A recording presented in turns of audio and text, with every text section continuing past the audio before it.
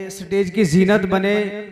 सरमाया अहले सुन्नत, फ़ख्र अहले सुन्नत, मुहक्किकुल अस प्रोफेसर अल्लाह कादरी साहब अल मदीना कुरान अकेडमी की इंतज़ामिया की तरफ से दिल की अथाह गहराइयों से वेलकम, खुश आमदीद कहते हैं। अल्लाह तबारक व ताला आपका साया शफ़क़त हम तक अहले सुन्नत पर तादेर दराज फरमाए। अल्लाह तबारक व ताला दीनी कामों में इस्तिकामत अता फरमाए। अब बिला तख़ीर दावत खिताब देने जा रहा हूँ। खिताब की दावत देने से पहले प्रोफेसर साहब का थोड़ा सा तारुफ आपके सामने कराऊंगा कि ये जो हस्ती आपके सामने तशरीफ फरमा है ये मुसन्निफ़े कुतुब हैं। मतलब ये है कि जो अहले सुन्नत का अकीदा है अवाम के सामने आसान लफ्जों में इसको जो डिलीवर करते हैं, माशाअल्लाह अल्लाह तबारक व ताला ने आपको बड़ा नवाजा है। मुसन्निफ़े कुतुब हैं और ये अल्लाह तबारक व ताला ने आपको बड़ा नवाजा है जिसको आप आसान लफ्जों में कह सकते हैं कि ये हर फन मौला है। अगर अरबी की बात की जाए तो अरबी लबो लहजे के अंदर ये कमाल है। अगर इंग्लिश की बात की जाए तो महारत तामा रखने वाले हैं, और अगर उर्दू की बात की जाए तो फिर अल्फाजी कमाल की अल्फाजी है। अब बिला तख़ीर आपको दावत खिताब देता हूँ। मुहक्किकुल असर हजरत अल्लामा मौलाना अल्लाह कादरी साहब आपके सामने अपने मलफूजा से नवाजेंगे। जोरदार नारा से इस्तकबाल कीजिए, नारा तकबीर। अल्लामा साहब का सफर भी देख लें और अपनी आवाज भी देख लें। जोरदार नारा से इस्तकबाल कीजिए, नारा तकबीर, नारा रिसालत, नारा खिलाफत, नारा हैदरी। किबला प्रोफेसर साहब।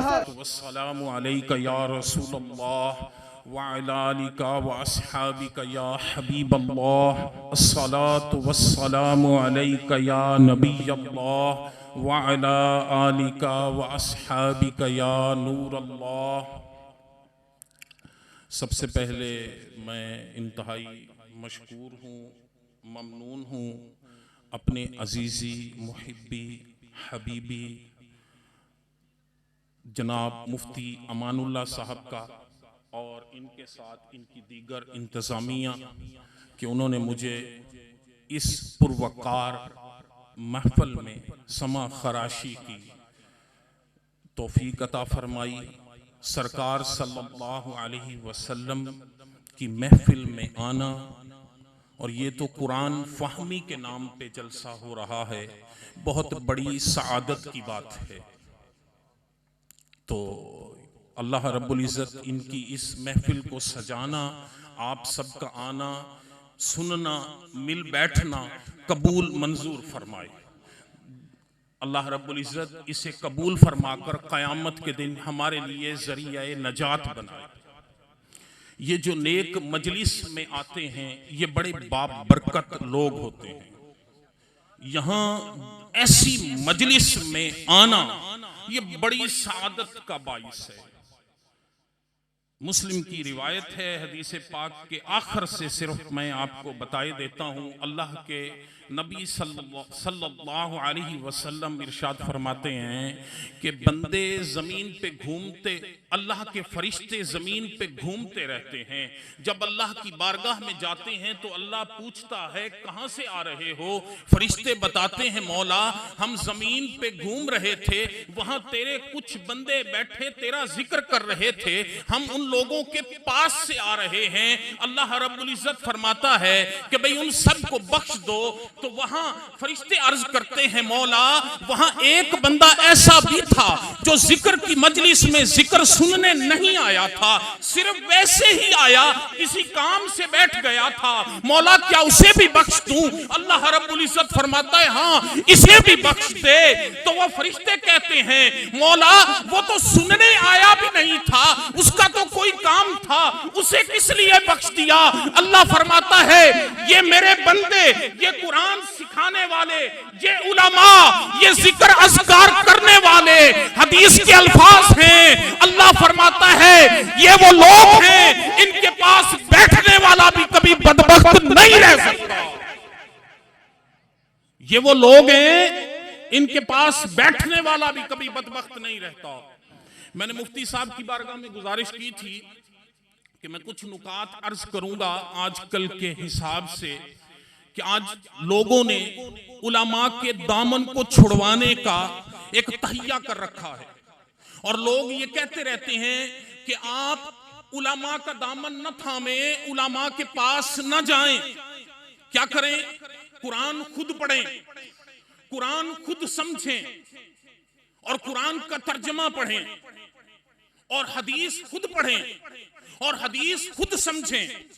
तो इस ज़िमन में मुफ्ती साहब को मैंने अर्ज किया था कि मैं चंद गुजारिशात अर्ज करूंगा, और वो मौजू होगा कि क्या कुरान फहमी के लिए, क्या कुरान को समझने के लिए सिर्फ तर्जमा पढ़ना काफी है? क्या सिर्फ तर्जमा पढ़ने से कुरान समझ में आ जाएगा? तो मैं इस मौजू पर आप मेरा साथ देंगे, समझने की कोशिश करेंगे। मैं आसान लफ्जों में समझाने की कोशिश करूंगा कि क्या सिर्फ तर्जमा पढ़ने से कुरान समझ में आ जाएगा। पहले अभी इसी पर भी मैं अर्ज करूं, जो मैंने आयत मुबारका आपके सामने पढ़ी है, इसके ज़िमन में मुझे वैसे ही अब ये याद आ गई बात कि अगर हम किसी को कहें, मेरी गुफ्तगू हुई एक प्रोफेसर से, और वो प्रोफेसर कहने लगा, मैंने कहा सिर्फ तर्जमा पढ़ने से कुरान समझ में नहीं आता, ये उलमा हैं जो कुरान सिखाते हैं, जो कुरान समझाते हैं। उसने मेरे सामने कुरान की आयत पढ़ दी। अल्लाह रब्बुल इज्जत सूरतुल कमर आयत 17, अल्लाह इरशाद फरमाता है, वलकद यस्सरनल कुरान, हमने इस कुरान को आसान कर दिया, हमने इस कुरान को आसान कर दिया है। वो कहता है कुरान तो, अल्लाह का कुरान खुद कहता है कि कुरान तो आसान है, और तू कहता है कि मौलवी जब तक कुरान न सिखाए, उलमा जब तक कुरान न सिखाएं, उलमा जब तक कुरान न पढ़ाएं। नाराए तकबीर, नाराए रिसालत, नारे रिसालत, नारे खिलाफत, नारे हैदरी। हजरत अल्लामा मौलाना मुफ्ती असलम फैजी साहब, हजरत अल्लामा मौलाना मुफ्ती असलम फैजी साहब। मुफ्ती साहब तशरीफ ले आए। मैं वैसे बड़ी दूर से आया हूं, मैं आपका ज्यादा वक्त नहीं लूंगा, मुझे वैसे भी जाने की जल्दी है। मैं मुफ्ती साहब को अर्ज कर भी रहा था कि कल ही मेरी एक नई किताब छपकर आई है, और मैं अपनी उस किताब के सिलसिले में कुछ मसरूफ था, उसकी दोबारा और अगले एडिशन के सिलसिले में और कुछ उसके तो मामलात अभी मेरे बड़े, तो मैं आपका ज्यादा वक्त नहीं लूंगा। मैं अर्ज कर रहा था कि मैंने उसको कहा कि कुरान उलमा जब तक न समझाएं, कुरान समझ में नहीं आता। उसने कुरान पढ़ा, उसने कहा वलकद यस्सरनल कुरान, कुरान कहता है कि कुरान आसान है। तो कहता है तू कैसे कहता है कि उलमा से पढ़ें, हम तो खुद तर्जुमा पढ़ लेंगे। आज ये तहरीक बड़ी उठी है कि कुरान खुद पढ़ें, कुरान खुद पढ़ें, कुरान खुद समझें, उलमा की जरूरत नहीं है। तो मैंने उसे कहा, मैंने कहा तू पूरी आयत पढ़, पूरी आयत पढ़। अल्लाह रब्बुल इज्जत फरमाता है वलकद यस्सरनल कुरान, आगे है लिज़िक्री फहल मिन मुद्दकिर, हमने कुरान को आसान कर दिया याद करने के लिए, नसीहत पकड़ने के लिए। उलमा ने, मुफस्सिरीन किराम ने दो माने यहां लिखे। उन्होंने कहा कुरान आसान है या याद करने के लिए आसान है। अब आपके सामने है, बच्चे बैठे हैं, बच्चा बच्चा कुरान याद कर लेता है, कुरान समझने के लिए आसान नहीं है। कुरान नसीहत पकड़ने के लिए आसान है। आम खवास, अरब के रहने वाले बद्दू और फिर उलमा, सुलहा, औलिया, वो कुरान सुनते, एक आयत सुनते उनकी जिंदगियां बदल जाती। एक आयत पढ़ते ऐसी कैफियत तारी होती कि कुरान की आयत पढ़ने सुनने से लोग गश खा के बेहोश होकर गिर जाते। कई खुश नसीब इसी आलम में कब से उन सरी से उनकी रूह परवास कर जाती, बड़े खुश नसीब थे। नसीहत पकड़ने के लिए आसान है, याद रखें, याद करने के लिए आसान है, समझने के लिए आसान नहीं है। दारमी की रिवायत है, मुस्नद दारमी, सुनन दारमी की रिवायत है, सैयदना उमर फारूक आजम रज़ी अल्लाह ताला अन्हु ने सूरतुल बकरा, सैयदना उमर ने, वो उमर आका फरमाते हैं मेरे बाद कोई नबी होता तो वो उमर होता, उस उमर ने मेरे नबी सल्लल्लाहु अलैहि वसल्लम से सूरतुल बकरा को 12 साल में पढ़ा है। हमारे यहाँ दरसे निजामी 8 साल का है, दरसे निजामी 8 साल का है, और सैयदना उमर ने सूरतुल बकरा, पूरा कुरान नहीं, सूरतुल बकरा को 12 साल में पढ़ा है। और आला हजरत रहमतुल्लाहि ताला अलैह ने आगे ये भी लिखा है, आला हजरत फरमाते हैं अब्दुल्ला इब्ने उमर ने सूरतुल बकरा को 9 साल में सरकार से पढ़ा है। वो 9 साल में एक सूरत पढ़ते हैं, और यहां कहते हैं नहीं जी तर्जुमा कुरान पढ़ लो, मौलवी से मसला पूछने ना जाना। क्यों? क्योंकि सोशल मीडिया का ये अजीब दौर है। वो कहती हैं जब ये उलमा के पास जाएगा, मैंने जो डंडी मारी है ये मेरी उस डंडी का जवाब आलिम बयान कर देगा, तो मेरा जो झूठ है वो तो खुल के सामने आ जाएगा। इसलिए इनकी कोशिश है आपको उलमा से दूर कर दें, इसीलिए इनकी कोशिश है आपको अलिया अल्लाह से दूर कर दें।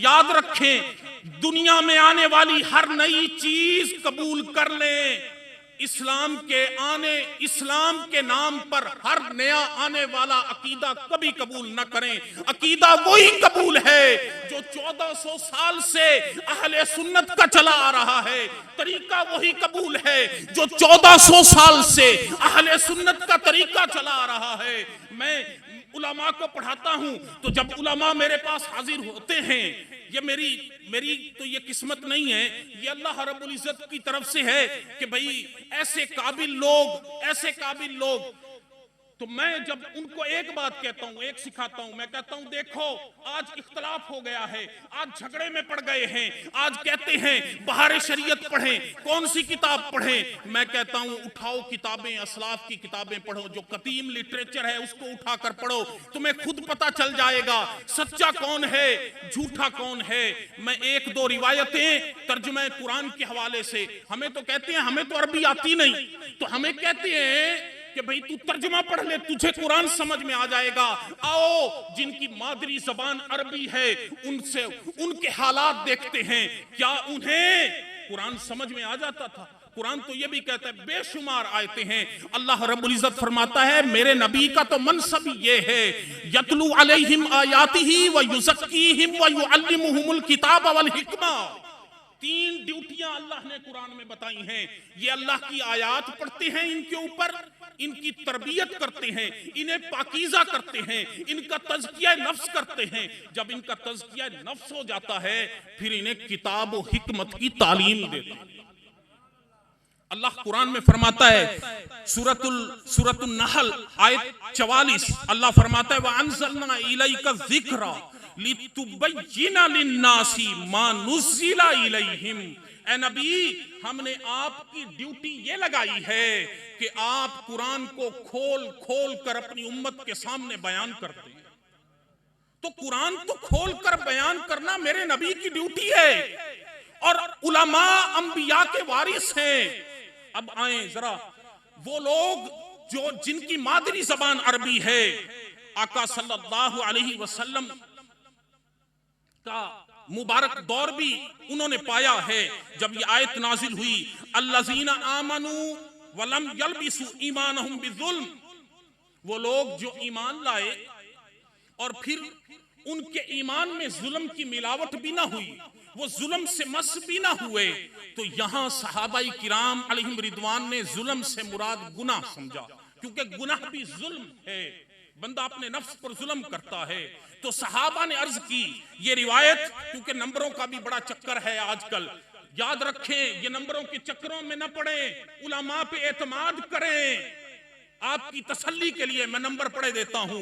बुखारी में ये 3360 नंबर पर है, 3428 नंबर पर है, 3429 नंबर पर है, तिरमिजी में 3067 नंबर पर है, मुस्नद अहमद में 4031 नंबर पर है, जो मैं आपके सामने रिवायत पढ़ रहा हूं। सहाबा ने अर्ज किया या रसूल अल्लाह हम में कौन ऐसा है जो अपनी जान पर जुल्म नहीं करता?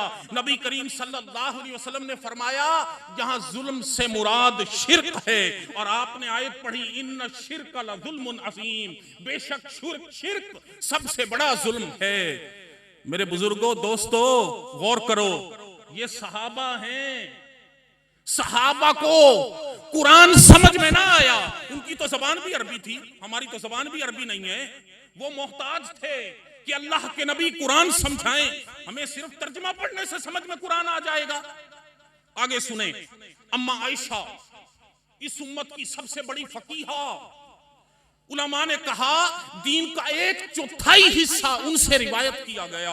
बुखारी की रिवायत है, बुखारी शरीफ में है, इसका नंबर भी सुन लें, बुखारी में 103, 4939, 6536, 6537, तिरमिजी में 2426, मुस्नद अहमद में 24200, 25707, मुस्लिम की रिवायत में 2876, अबू दाऊद में 3093, इतनी किताबों में ये रिवायत मौजूद है।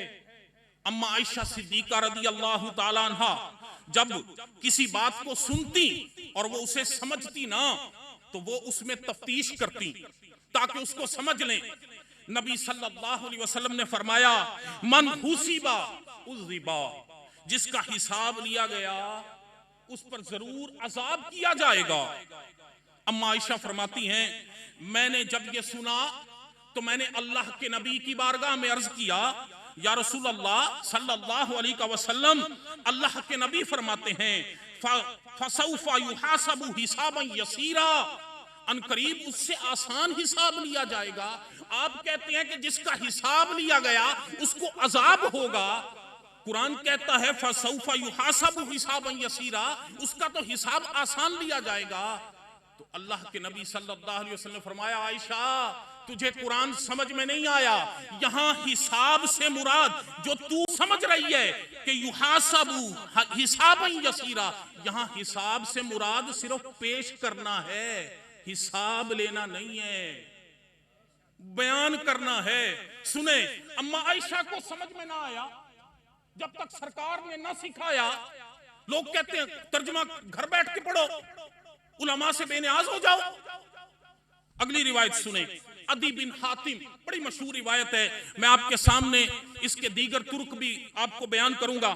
अदी बिन हातिम कहते हैं, जब ये आयत नाजिल हुई, हत्ता यतबय्यन लकुमुल खैतुल अबयद मिनल खैतिल अस्वद, कि जब तक खाते पीते रहो, कुलू वशरबू, खाते पीते रहो, यहां तक के स्याही का डोरा सफेदी के डोरे से जुदा ना हो जाए।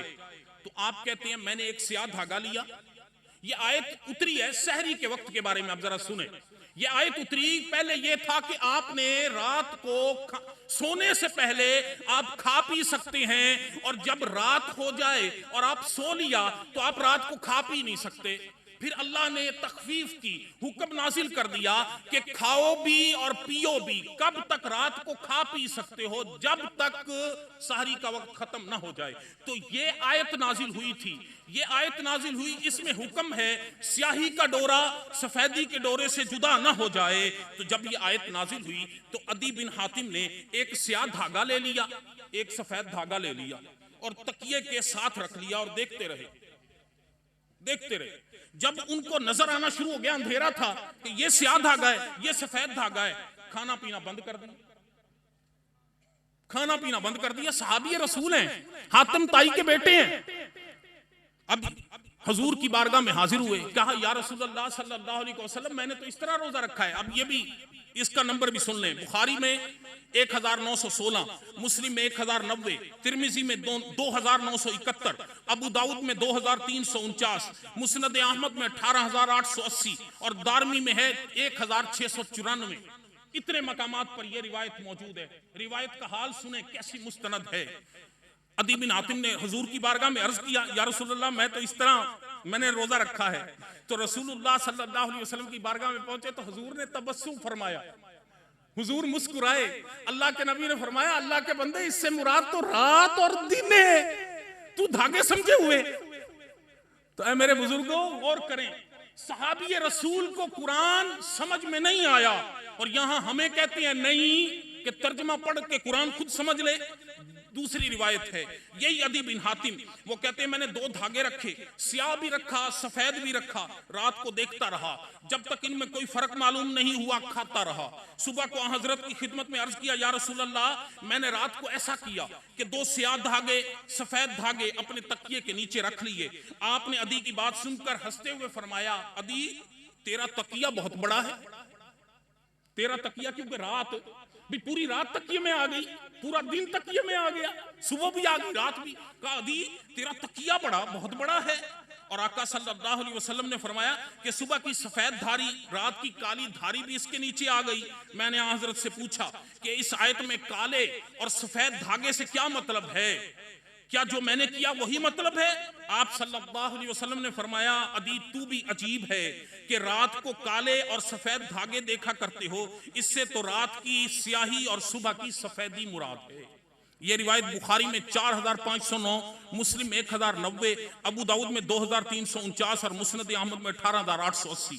और सहल बिन साद कहते हैं कि जब यही आयत नाजिल हुई और मिनल फज्र नाजिल नहीं हुआ था, इसका नंबर है 4511, ये भी बुखारी में है।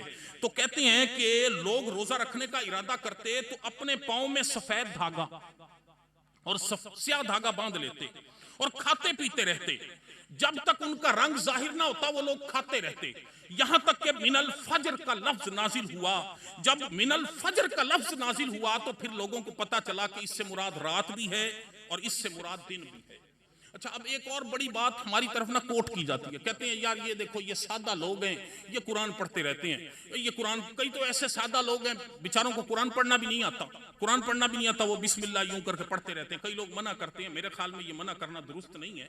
अगर वो ठीक है कि मकसद कुरान का कुरान को समझना है, लेकिन अगर किसी को पढ़ना ही नहीं आता और वो कुरान के शौक में कुरान को खोलता है, टच करता है और कुरान को छूता है, कुरान को देखता है, जियारत करता है, बिस्मिल्लाह पढ़ता है, तो वो तो सवाब है, इंशाअल्लाह उसको अपने नियत के मुताबिक अजर मिलेगा। तो हमारे यहाँ ना ये बात बड़ी कोट की जाती है, बड़ी मशहूर है कि देखें जी एक बंदे ने वो एक बड़े वाकयात बताई जाती हैं। एक खातून ने रहती थी गांव में, उसका बेटा बाहर चला गया, बड़े वाकयात आपने सुने होंगे। वो उसको ना लिख लिख के चेक भेजती रही और चेक भेजती रही और वो ना अपने बेटे के बाहर के मुल्क में चेक चूमती रही, चूम चूम के ना वो अलमारी में रखती रही, हत्ता के उसको पता ही नहीं पैसों की जरूरत पड़ी। और वो बेटा उसका कई माह बाद आया तो उसे पता चला कि उसकी माँ भूख की वजह से इंतकाल कर गई है। लोगों से पूछा, उसने कहा जी मेरी माँ मर गई। उन्होंने कहा हाँ मर गई। वो कहा मैंने तो पैसे भेजे थे, कहा उसके पास पैसे ही थे नहीं। वो घर आया तो उसने आके देखा कि उसकी वो जो चेक थे ना वो सारे के सारे